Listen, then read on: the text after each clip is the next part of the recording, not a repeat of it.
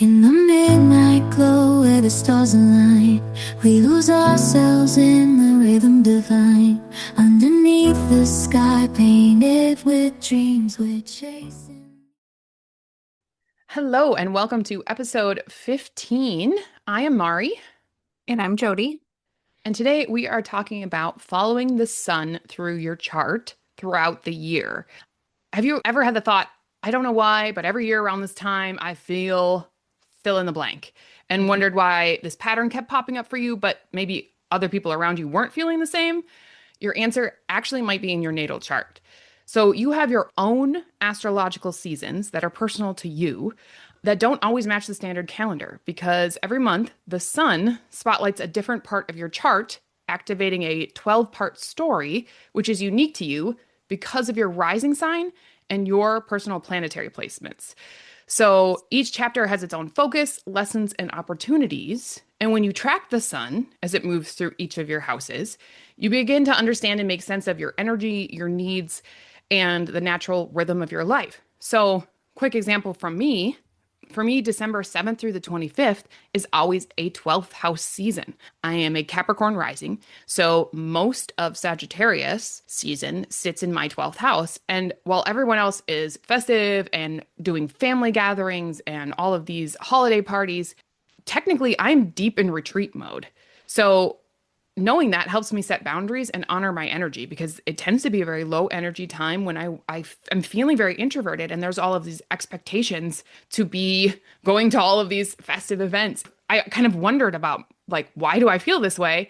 And through tracking the sun through my chart has been really helpful to see these things visually and understand them better. So that's just an example. And we're going to dive deep into helping you track the sun through your chart, what to look for, what to expect really as the sun is moving through each of the houses and hitting each of your personal planets.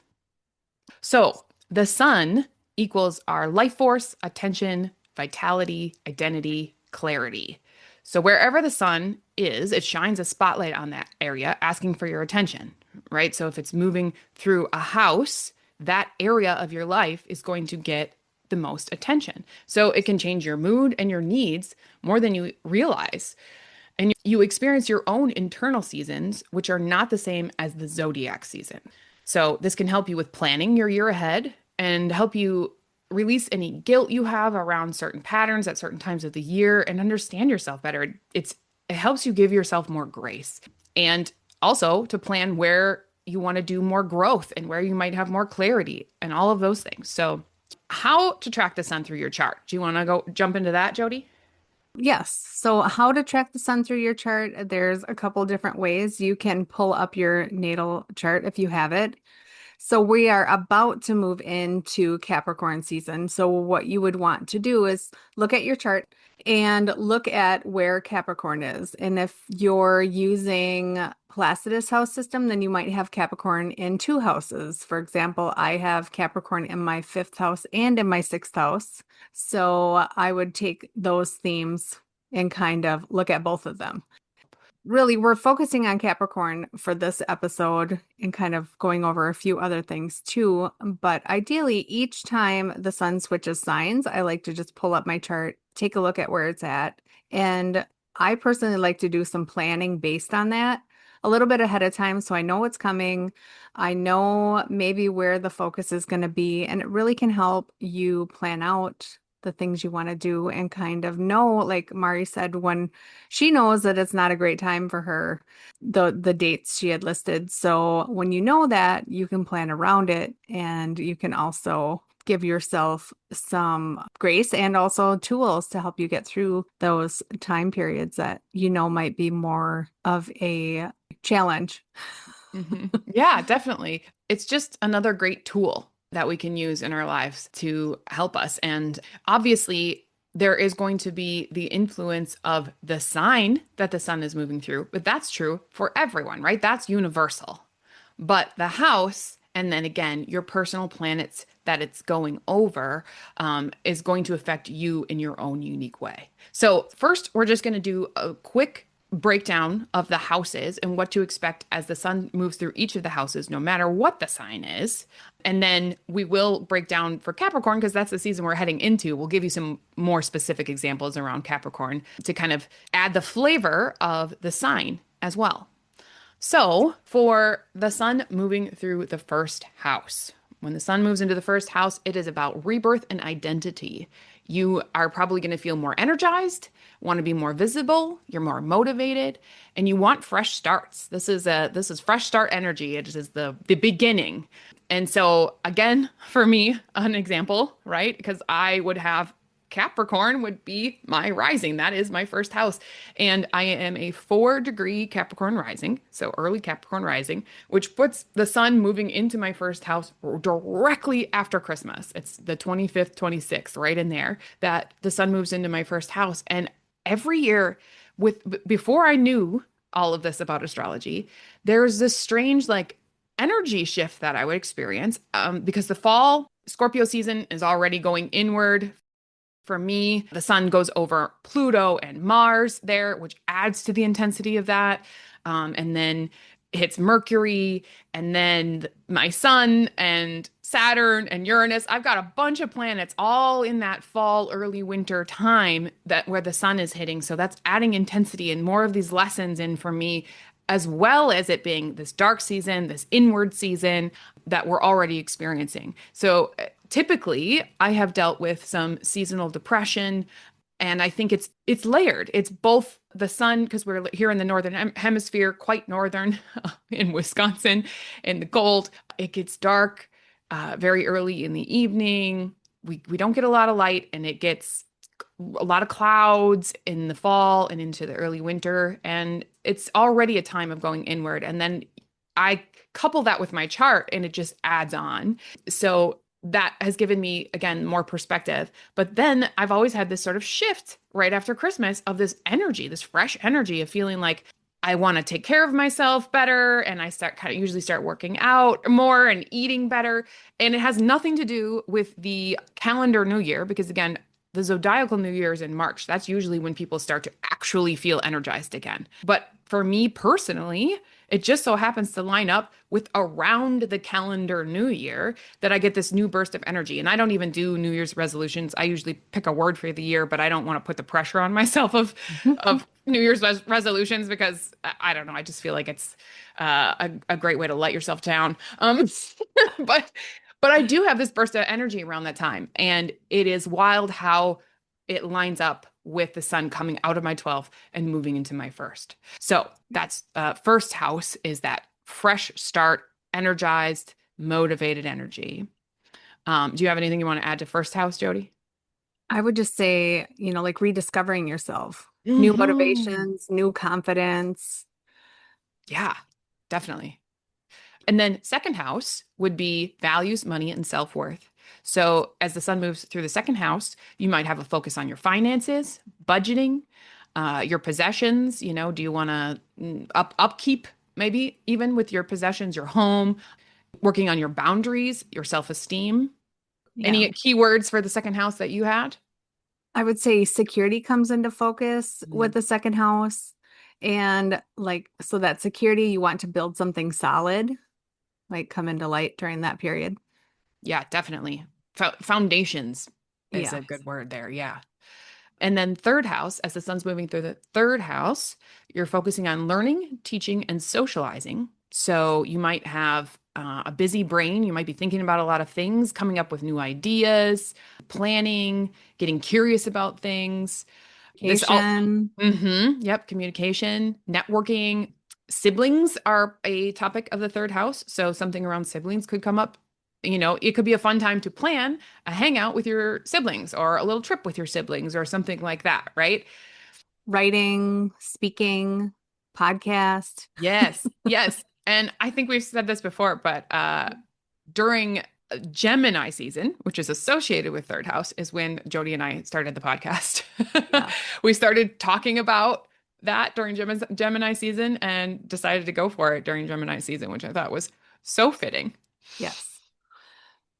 And then fourth house is home, family, and roots. So as the sun moves through your fourth house, you might be also feeling a little more internal. This can be a little more about staying home, nesting, resting, emotional processing, home projects, and sometimes dealing with family things. And that can go both ways, either dealing with family drama or old family trauma, or having really wonderful, warm family time. It can really range, but it has to do with family and home for sure. Inner healing, maybe some grounding, or even that desire to just kind of retreat and nest and make your house comfortable and beautiful in your little sanctuary. Yes, yes. Fifth house is about creativity and pleasure. So that's for you moving into Capricorn, you're hitting the fifth house, right? Yeah. Yep. So that is about fun, play, children, romance, dating, hobbies, and self-expression, which is the fifth house is the fun house. It really is. Yeah. Yeah. That's what I like to call it, the fun house. Yeah. Do you feel Yeah. that around the holidays? I mean, obviously the holidays for most people, right? If you're not a 12th house holiday person like myself, it is kind of a sparkly, fun, playful time. Right, right. Yeah, I definitely feel that. I mean, you're connecting with people more, you're getting together for parties typically or get-togethers or, the holidays, the New Year, and that's all things I love to do, like hanging out with people, connecting, talking, and that's fifth house, that's the Leo house, and we know Leos love to have fun. Yes, I'm married to a Leo rising, and he loves to have fun. And he loves to have other people have fun too. That's his first thing. He walks into a room and he's like, I brought the party. Okay, sixth house is about health and daily routines.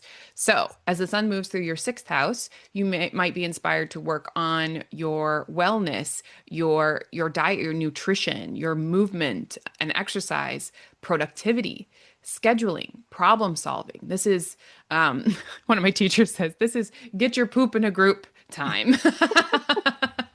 This is about analyzing what needs to change in your daily routine in order to be your best self, really. Get your life back into alignment, Hmm. just kind of reorganize your habits. Yes. Yeah, it feels so good when you do that.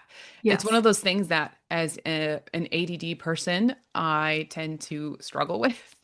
But when I actually do it, I feel so good. And Yes. during that sixth house transit, it can really help that. And also, that would be a similar thing echoing in Virgo season, right? So you can sort of see these things maybe happening twice a year for you, depending on your rising sign, you'll have the sun move through your sixth house, but you'll also have the sun move through Virgo, same as everyone else during Virgo season, which has a similar feel, right? Yeah. So, seventh house, relationships and agreements. So, partnerships take center stage. And by partnerships, we do absolutely mean romantic partners, a marriage, but also could be business partners and very close friends. These are people who are very close in some sort of partnership with you, not just casual groups of friends. But also, if you work one on one with clients, your clients sit in this house as well. So, this can be a time of trying to build your clientele. If you do something like what Jody and I do, we work one on one with our clients. So, that would sit in the seventh house as well. So you're looking at a month of other people who are close to you, sort of mirroring back to you things about yourself too. We always think of the seventh house as that mirror, where that person who's really close to you can be a mirror for what you need to work on and also what you're doing really well. That can be mirrored back to you as well with affirmation. So Yeah, I would agree. It's all about partnerships, connections, and with the sun being in there, it would just be a great time to create all those connections with, like if you were thinking about collaborating or partnering with somebody, the sun in your seventh house would be a great time to do that. yeah, and really fostering your relationships and nurturing them during that time can feel really good. I actually unknowingly got married in my seventh house sun time. Oh, Which is, it's fun to look back on my marriage chart now and see some of those things. Even my progressed moon was in my seventh house. And so there was fun things to look back on now that I have all of this astrological knowledge to apply. right. I think that's the most validating thing when you start diving into astrology is going back at very important dates in your Hmm. life and pulling up your chart. It Hmm. really helps validate and also get you even more excited because you're like, oh my gosh, I can't believe that that can show up in your chart. So, Yes, so fun. astrology works. It really does. Okay, eighth house is about deep transformation. This is about shadow work, also intimacy, like true intimacy. This is with ultimately what we're talking about is probably your intimate partner, your romantic partner, shared resources, which is also typically with a partner, or sometimes it can be family stuff or inheritances, things like that. Really, the focus as the sun is moving through this house, it could be on your intimacy and deepening your intimacy with your partner, but also it's about doing your own inner work, healing, psychological work, and like I said, shadow work for sure, and having the awareness piece on. Maybe you take a shadow work course or you do extra journaling and meditation during that month to really hone in on some of these topics and themes. Or if you're really just feeling some heaviness, that might be a cue to go inward and see what's coming up for you around these topics. Yeah, I would agree. I would say it's that deep internal work, the shadow work, the emotional release, doing the hard stuff Yeah, because right. growth comes from it. Yeah, it really does. And there again, much like, not all of the houses are fun, not all of the topics are fun, not all of life is fun, right? Like not everything can be the fifth house, unfortunately.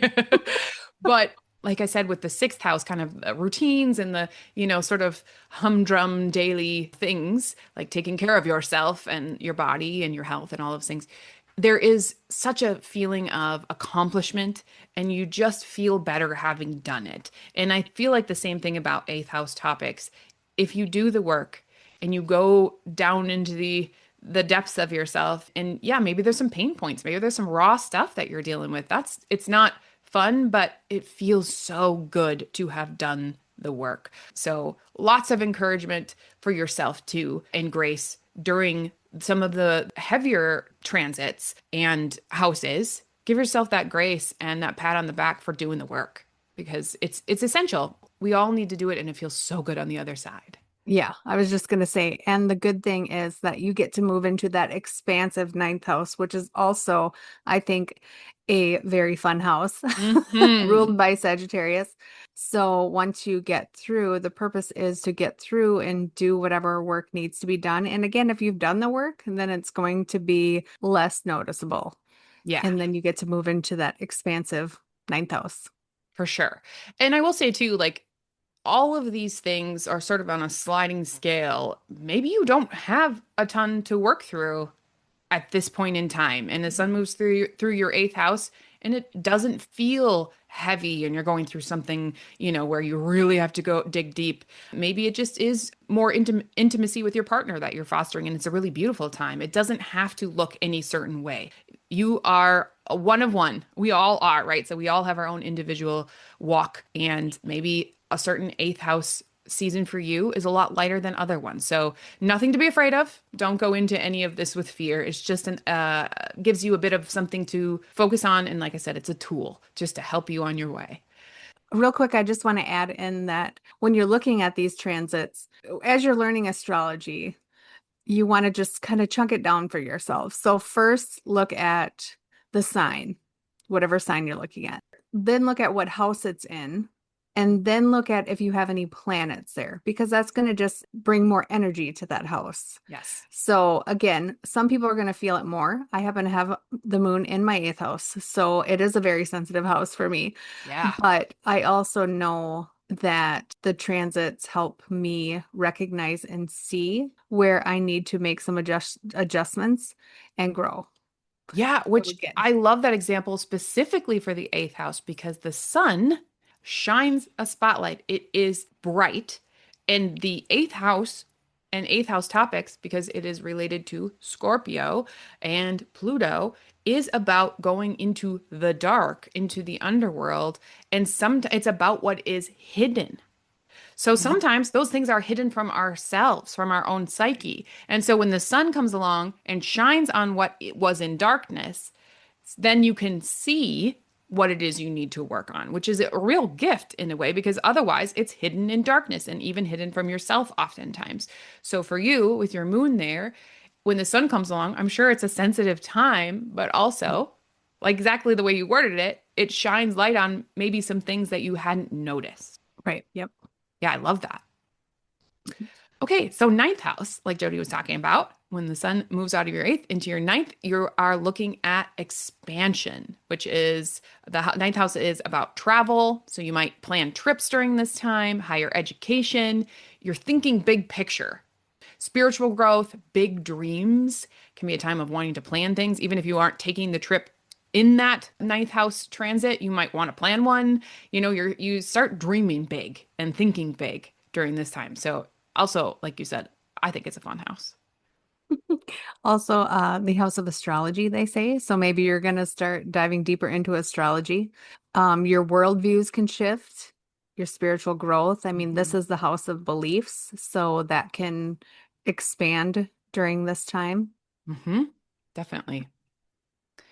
And then 10th house is a spotlight on your career, your reputation, who you are out in the world, the legacy that you're leaving. It's not just career, it's also legacy. What are you building long term outside of just your personal life? So it's spotlighting things like work, your goals, visibility, ambition, your reputation.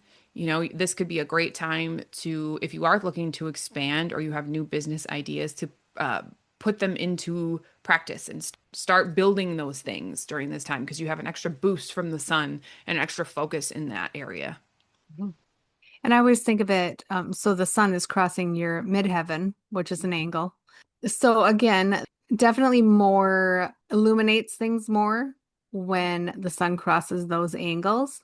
Career, your purpose, you crave accomplishments. So if there's anything that you're looking to launch, doing it during when the sun is in your 10th house is a great time to launch. Absolutely. Yep. And then we have 11th house, which is also pretty expansive. This is about community and your long-term plans, your hopes and dreams, and the people that you consider your people, your tribe, and also about the collective, all of humanity, and what is the best for all of us as one. We are all one. We're all part of the same human family. So there can be a focus during this time on friendships, collaborations, networking, and your visions for the future. This can also be, like I said, it kind of has an echo of that ninth house feeling of planning for the future and dreaming what it is you want to do and collaborating and expanding your network. So kind of, yeah, very, very kind of mirrored with, I think, ninth house themes in a lot of ways. Yeah. And then finally, 12th house. So this is retreat and restoration. So after all of that outward energy of the ninth, 10th, and 11th house, we really go inward. This is about rest, healing, spiritual connection, solitude, and also sometimes it's about endings. It can be a really beautiful time, especially with the rest part of it and taking time for yourself, because you've done a lot of outward. You've pushed a lot of outward energy as the sun moves through the ninth, 10th, and 11th. So you kind of need that. Think of this as your internal winter. It's just a month. And sometimes, depending on the size of the house, if you're using Placidus, it's not even a whole month. It could be a smaller house, or it could be more than a month. It could be a bigger house, because Placidus house sizes do change depending on your rising and where you were born. So if you're using whole sign, obviously it is exactly 30 degrees. But yeah, I think it can be a really beautiful time. And again, this is about inner work, much like there's a bit of an echo here of the fourth house and eighth house, because those are our water houses. And they are about our intuition, our subconscious, our internal landscape, our emotional selves, right? They all have a little bit different theme, but it is about internal work, fourth, eighth, and 12th houses. So with the 12th house, I think of that as more of that internal releasing, that deep insight, and it's maybe things that we didn't even see ourselves. So we talked about the 8th house and about things being hidden. And some of that I think I interpret more if it's in the 8th house, you may know it, but you may not let the outside world know it. In the Mhm. 12th house, I see it more as you start to see and recognize things that maybe you didn't see or before. So that's where that deep insight really comes in. And then with that, just preparing for that new cycle because then you're moving back into the first house, which we talked about already. Yeah, that is a great insight too, because in a way, it is similar to the eighth house shining a light in the darkness. We often talk about the 12th house as being in the fog. Because it is ruled by Neptune and Pisces typically, and it can be sort of this foggy, not a lot of clarity around these things that are often hidden from ourselves. But think of what the sun does with fog. It evaporates it. It clears it so that during that time you can see. So thank you for bringing that up because that is a perfect analogy for that time as well. Things Yeah. that you may not have seen within yourself that come to light for you. Yeah. It's shining light on it so it can bring it up for you and help you move through that. And Mhm. again, this is what I love about astrology is if you have planets there and now knowing what you know about astrology, Mhm. you can recognize, okay, if you have Mars in the 12th house, Mars is our motivation, Mars is our drive. And in the 12th house, sometimes that might be feel hard to access, but if you're aware of that, Mhm. then you can use your other tools to help pull yourself out of that. And having the sun come through there is the perfect time to really motivate yourself because the sun is shining in that house that you have, for this example, Mars in. So it's a great time to maybe push yourself a little bit more Yeah. because that sun's going to come in and support that. Support the Mars and building more energy during that time where you may have struggled to access it other times. Yeah. Yeah. I love that. And that is a perfect segue because before we go into the specifics, examples for Capricorn in through the houses, we're going to just touch on the sun conjunct each of the planets and what that can maybe bring up for you because this is another aspect of this and you're going to have all your own personal placements. So kind of weaving the stories together between the house and then the planets really gives you more information around what you may experience or what might come up. So conjunctions, when the sun becomes conjunct or sits on top of one of your planets, that spotlight, it amplifies the energy of that planet. So, whatever planet the sun touches, that archetype wakes up, gets louder, becomes more conscious, like Jody was just saying, and wants your attention. So, when the sun is conjunct your moon, and we'll start with the moon, you might feel more emotional clarity. There could be emotional overwhelm, memory activation, because this moon is very connected with our memory. Inner child themes could come up. And yeah, just overall heightened emotions. And that can, again, be a sliding scale from one end to the other. But just to be aware, as the sun moves over your moon, your emotional internal world is going to come to light more and be more on the surface. And I would say, I would give this a even like a 5 to 10 degree orb. By orb, we mean moving. How far away does the sun need to be to activate this feeling? I'd say I'd give it 10 degrees on either side of a planet, um, where it's you might start feeling it. And the closer the sun gets to the exact degree of the planet, the more intense it becomes. And then on the other side, as it moves over and past, it's going to be the same thing. It's going to be fading out as it moves away, right? So the closer it is, the more intense, the further away, the less you'll feel it. But I would give it a fairly wide orb. You know, you might feel that energy of that planet through most of that house transit. Yeah. And it's new moon energy too. Yes, yes, it Yeah. is. Yeah, exactly. And then the sun conjunct Mercury, you might have a busier mind, your ideas are flowing, you're maybe thinking about communication and wanting to learn something new. You might have breakthroughs in ideas during that time. So, very similar energy to Gemini season and third house. And then the Sun conjunct Venus, your relationships are highlighted. Love, beauty, money themes, harmony or disharmony can be illuminated during that time. The Sun conjunct Mars, you are likely to have more motivation, more energy, be more assertive, more momentum. But also on the cautionary side, there can be anger that arises during that time as well, because Mars can be our temper.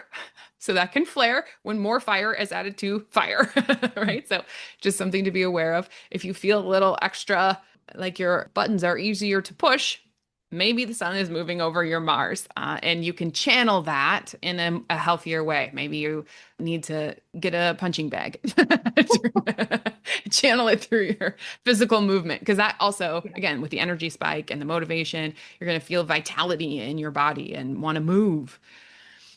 Sun conjunct Jupiter, we're looking at expansion, opportunity, luck, optimism, abundance, and your personal growth often accelerates. Jupiter blows up and zooms in on wherever it goes, right? So that area is going to feel a lot of that sort of, I think of Sagittarius optimism with Jupiter, because Jupiter rules Sagittarius.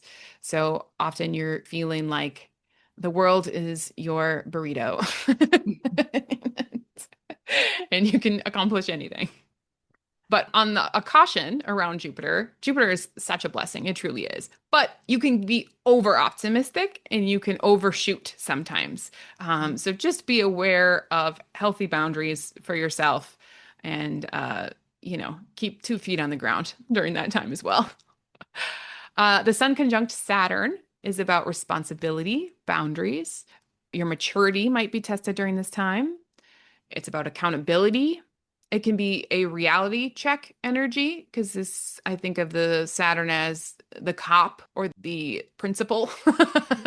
So it's there to keep you in line and make sure you're on task and you're doing your very best adulting.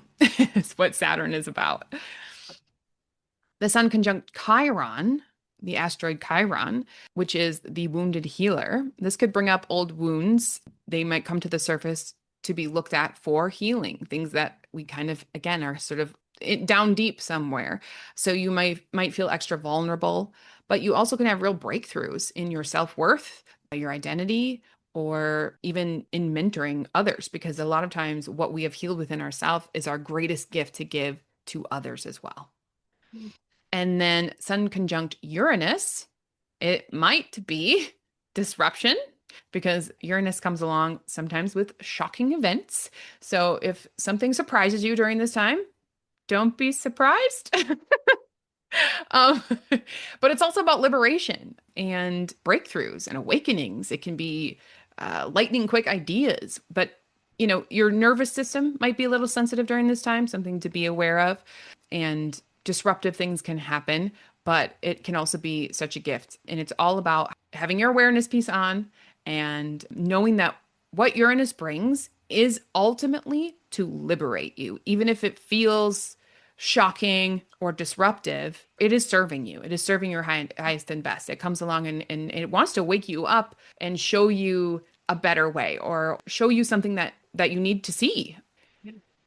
And then Sun conjunct Neptune can bring along heightened intuition, which is beautiful, spiritual openings, dreaminess, but also during this time, you may feel confusion or even low energy. You can feel a little lethargic during this time. So give yourself that extra grace to slow down, go inward.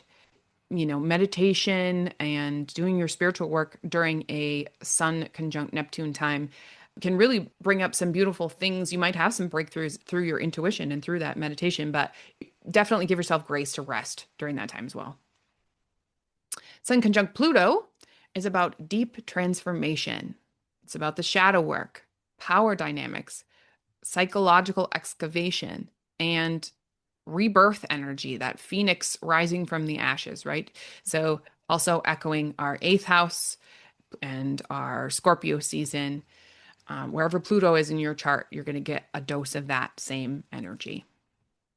And then the sun conjunct the angles, which are major life activation points. When the sun is conjunct your ascendant, your rising, and moving into your first house, it's about your identity reset, personal clarity, visibility, self expression, and new beginnings. So that is a lot of the first house themes, but when the sun is conjunct the ascendant, it is a very powerful point, and so it just adds to that energy, which again is when the sun hits my ascendant, I feel it. It is very obvious to me when the sun moves out of the 12th and hits my ascendant. The sun conjunct the midheaven is going to focus on career visibility, your reputation, your ambition, recognition, and directional clarity. So just adding more potency to that 10th house.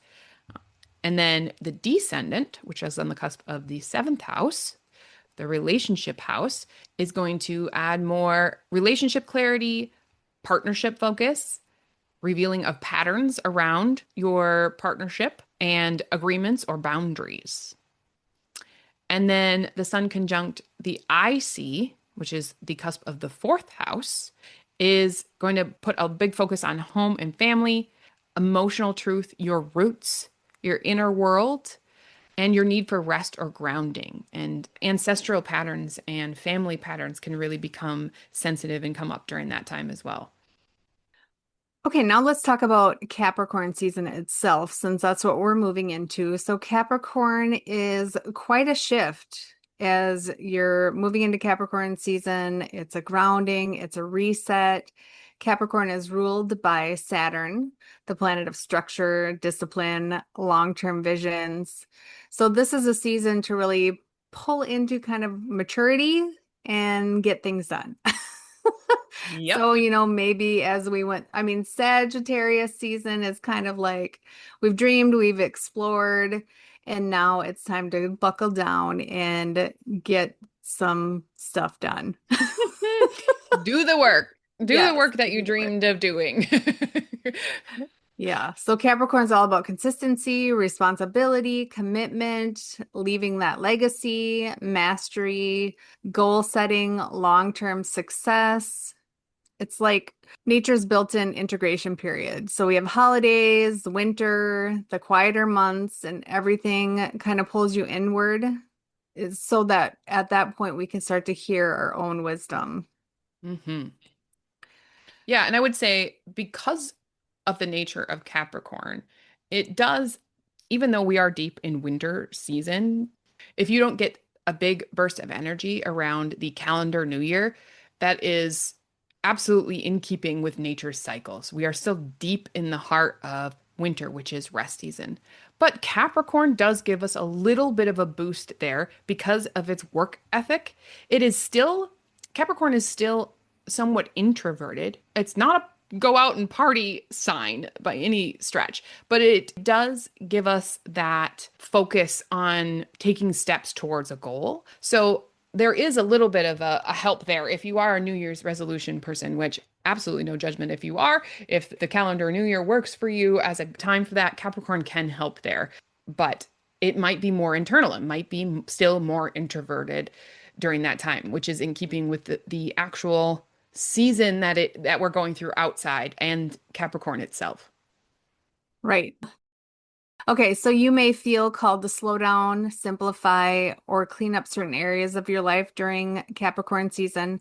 You might also feel a push towards responsibility. So, like Mari said, maybe not this big, huge burst of energy, but you're going to feel like, okay, it's time to like buckle down and be responsible. And, Mhm. the things that maybe sound like not as fun, but they're needed for us to grow. So, God bless the Capricorns right, because right. we need Capricorns in the world to get things done. Yes, for sure. So Capricorn energy again just feels that it's steady, stabilizing, it's focused. So it's great for goal setting, Mhm. reflecting on your purpose, rebuilding your confidence, beginning long-term habits, and creating structure that supports your growth. So now we're going to talk more specifically about Capricorn through each of the houses. So, Capricorn in the first house, you're becoming the CEO of your life. When Capricorn lights up your first house, it's time for like that personal reset, your identity, your confidence, your self-expression. You feel called to show up more maturely, more powerfully, and with greater leadership during that time. Yeah, definitely. It's a great time to make commitments to yourself, to your goals, and take responsibility for who you are becoming. It's a good time to look at habits that you might want to change and buckle down. Yes. Okay, so Capricorn in the second house is again, second house is money, worth, what you value. So this is a financial and self-worth reset for you. So you become more aware of your spending, your earnings, your stability, and the resources that you've built over time. It's a fantastic window to redo your budgeting or start saving, planning long-term revenue, or build a new financial foundation. It's really about stability and value.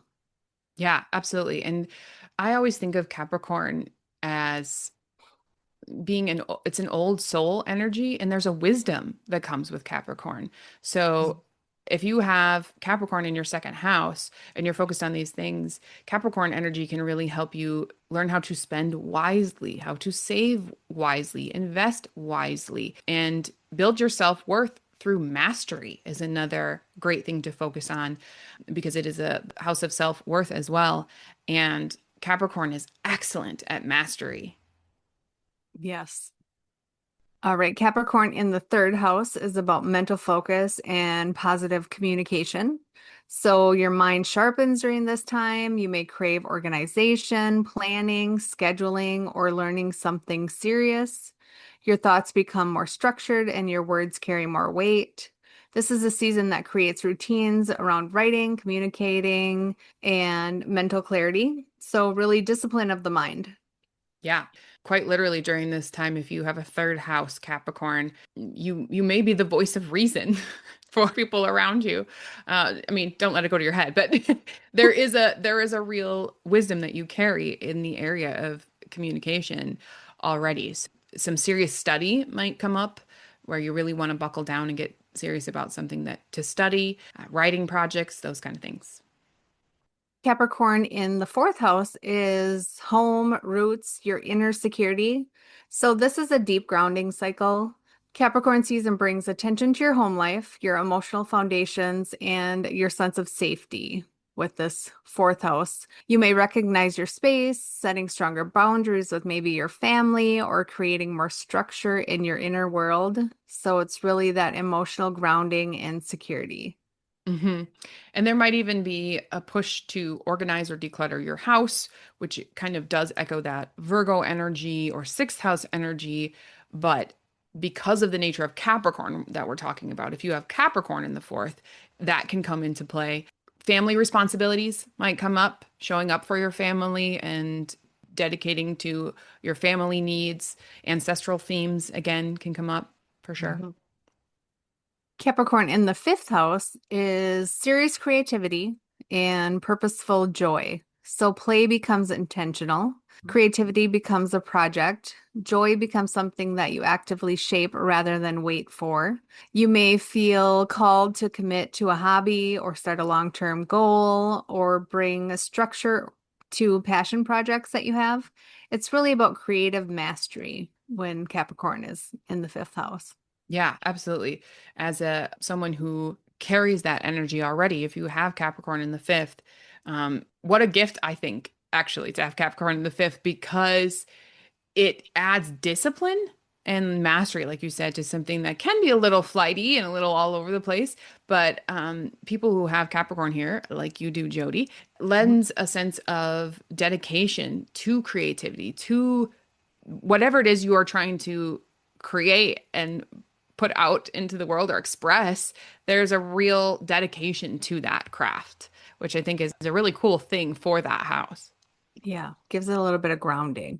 hmm Capricorn in the sixth house is about discipline and health, and your daily routines. So this is one of the strongest placements for Capricorn season. You might become hyper aware of habits, food, movements, and how your daily life supports you or sabotages you. It's a perfect time to build that routine that sticks. So you want to focus on health, service, systems. Yeah, efficiency, responsibility. I think you covered it. All of the fun sixth house things. Right. All right, Capricorn in the seventh house is seriousness in relationships. So your relationships get real. You want depth, accountability, mutual respect. You may clarify your boundaries. You may commit more deeply, or you may rethink your partnerships that no longer align. This season shows where relationships require maturity, patience, or structure. So I would say this is partnership mastery. Yeah. And if you are someone who has Capricorn in the seventh house natally, you already likely take partnerships seriously. But as the sun moves through here, it lends a hand to maturing those partnerships and really focusing on dedicating your time and effort to that mastery and maturity, and maybe even bringing up something around relationship boundaries that need to be created. It can highlight things like that as well in really healthy ways. Next, we have Capricorn in the eighth house, which is the emotional depth, healing, power. So, this is a profound cycle. Capricorn season brings structure to the emotional underworld of the eighth house. So, the patterns, fears, attachments that influence your connections. You gain power by being honest about what needs to be transformed. So, again, this is about shadow work, intimacy, and shared resources. Yeah, and it's about emotional responsibility too, because of the Capricorn flavor. You are really taking responsibility for doing the work, for committing to doing the psychological work, doing the inner work, shadow work, facing your fears. It lends a hand, honestly, to that. Yeah. And the sun shining there as the sun moves through your eighth is just going to spotlight that and give you an added clarity. Capricorn in the ninth house is serious study, wisdom, and life direction. So, Capricorn in the ninth house calls you to define your beliefs, your path, and what you're building long term. You may feel drawn to study, going back to school, taking a course, deepening your spirituality, or get serious about your future vision. This is expansion with commitment. And purpose. So, especially with Capricorn, Capricorn doesn't tend to do anything without a reason, right? So, even travel is going to have a purpose. Maybe a friend of mine recently actually just traveled to go and take a course. She went overseas to do a breathwork course, which is going to be such a cool gift that she's bringing back. I'm very excited about it. But it was travel with a purpose. Or this could lend to you becoming a wisdom teacher because the ninth house has that strong teacher energy. And so the wisdom and emotional maturity that you carry with Capricorn in your ninth, and then the sun moving through there could give you maybe the push that you need to own your wisdom and become that teacher and really believe that you do have that wisdom to share. Yeah, for sure. All right, Capricorn in the 10th house. This would be career, purpose, your public achievements. This is the strongest and the most powerful placement for Capricorn because Capricorn rules the 10th house. So it's at home here. Your reputation, your career, your long-term goals all come into focus. You feel motivated, ambitious, and ready to step into your calling. So it's really about success, mastery, and leaving that legacy. hmm I think you nailed it. I don't think I have anything to add to that one. That is, yeah, that's Capricorn's happy place. So Yeah, if you have Capricorn in the 10th, that would, of course, make you an Aries rising. Yeah, that's a time to just go after it. right. Yeah. All right, Capricorn in the 11th house is community and vision building. So, this is the time to evaluate your friendships, your collaborations, your communities, your future dreams. You may define clear goals, set boundaries in groups, or take a leadership role. So this is more long-term dreams and connections. Mm-hmm. And I think because of the nature of dreams and then put together with Capricorn, there's a real ability to make those dreams a reality. If you have Capricorn in either the ninth or 11th, there is the work ethic behind the dreams. Right. So that's a real gift. And then again, as the sun moves through there, it just gives you that extra energy to really go after what it is you want to build. Yes. All right, last but certainly not least, we have Capricorn in the 12th house. This is deep rest and soul alignment. So this is the quietest, most internal placement for Capricorn season. You may feel called to retreat, to reflect, to release old patterns, or to close out a cycle before the sun enters back into your first house. Mm-hmm. So think of it as soul decluttering, really a time for healing, retreat, and spiritual restructuring. Yeah. And I think that goes along with Capricorn also because Capricorn is a somewhat introverted sign typically and is willing to do the work. And in this house, you do have to commit to doing that internal work. And I'd say the only sort of maybe feeling of friction Capricorn might have is around rest. So really, if you have Capricorn in the 12th and the sun is moving through there, allowing yourself to truly rest. And you're still doing that internal work, but Capricorn's and the energy of Capricorn struggles with rest a little bit. So really hold that in front of mind if you have Capricorn in the 12th as the sun moves through there. Allow yourself to rest and retreat. Right, exactly. So try it for a month, track your sun in your chart. So right now we're at Capricorn season. So again, look at where Capricorn is, where the sun is traveling through right now, and think about some of the themes that we talked about in today's episode and see if that applies to what you're experiencing during that time frame. Yeah, it's a great moment to see if this resonates for you. I believe this episode releases on the 15th of December, so we're still a few days out from Capricorn starting. It technically starts on the 21st, so you got a couple days still of Sagittarius if you're listening to this right away on its release. But Capricorn season is right around the corner, and it is a fun experiment. See if these themes resonate for you, depending on where you have Capricorn. And we would love to hear about your experience as you do this. So please share with us any insights you have on YouTube comments. That's a great place to communicate with us, or by email. The only place we can really do comments at this point is on YouTube. They don't, obviously, on Apple Podcasts and Spotify, they don't have that, but there are other ways to reach us. And we'd love to hear from you as well. If you have any ideas of things you'd like to hear from us on the podcast, subjects, or questions, we are always available to answer your emails and comments. And then in a couple of weeks, we are going to have an episode coming out around solar returns, which is about your birthday. So look for that in a few weeks. That'll be fun. Yes, I will. Thanks for listening. Thanks for joining us under the stars today. We hope you're leaving feeling inspired, grounded, and more connected to your inner truth. And if you loved this episode, we would be so grateful if you would subscribe, leave us a review, and share it with someone you love.